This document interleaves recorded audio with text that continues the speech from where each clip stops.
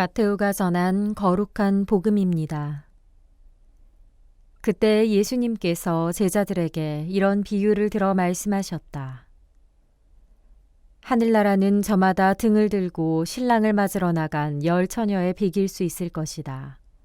그 가운데 5은 어리석고 5은 슬기로웠다. 어리석은 처녀들은 등은 가지고 있었지만 기름은 가지고 있지 않았다.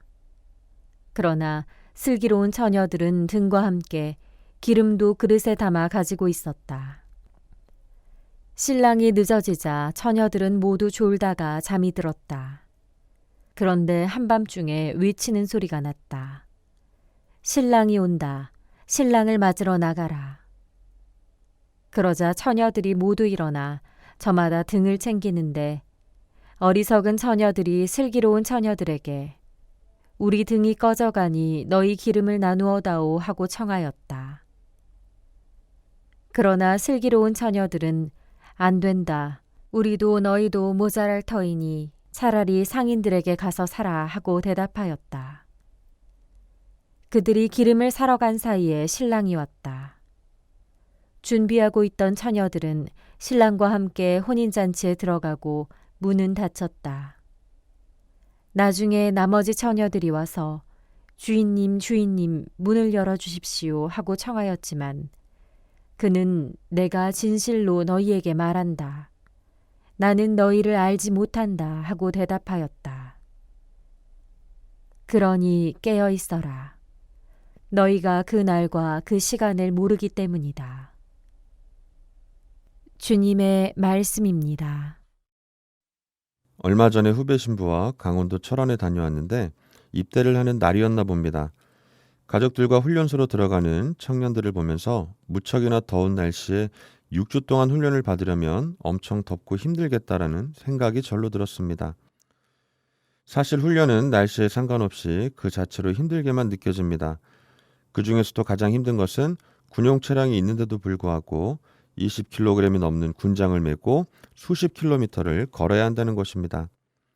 내가 메고 있는 군장의 무게는 아버지의 어깨보다 가볍다는 말이 있지만 그 말이 새빨간 거짓말처럼 느껴질 정도로 힘이 듭니다.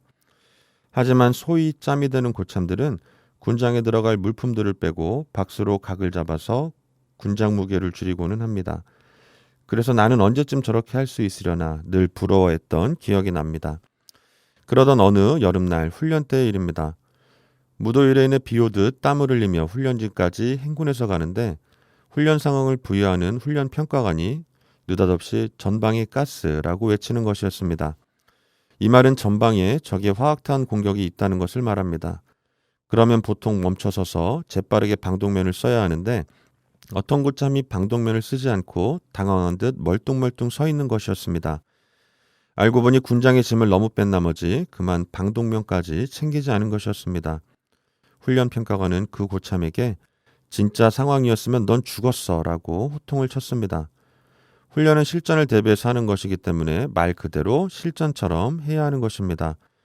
게임에서는 한번 죽으면 다시 시작하면 되지만 실제 전쟁에서 한번 죽으면 다시 시작할 수 없기 때문입니다. 오늘 복음 말씀에서 예수님께서는 10처녀의 비유를 들어 말씀하고 계십니다.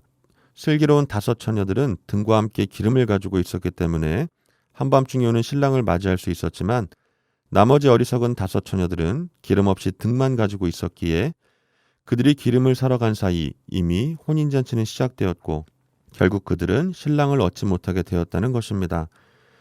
슬기로운 5처녀들은 신랑이 낮에 올지 밤에 올지 모르기 때문에 등과 함께 기름을 준비했지만 어리석은 5처녀들은 통상적으로 신랑은 밤에 오는 일이 없었기에 기름까지는 필요 없다고 생각했던 것입니다.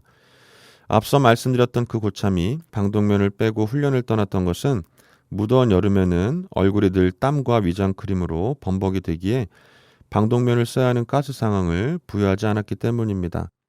하지만 실전에서는 예측 가능한 상황이 부여되는 것이 아닌 목숨이 위태로운 상황들이 언제 어디서 어떻게 일어날지 모르기 때문에 어떤 상황에서든 자신의 몸이 즉각적으로 반사적으로 행동할 수 있도록 훈련을 통해서 반복 숙달하는 것입니다.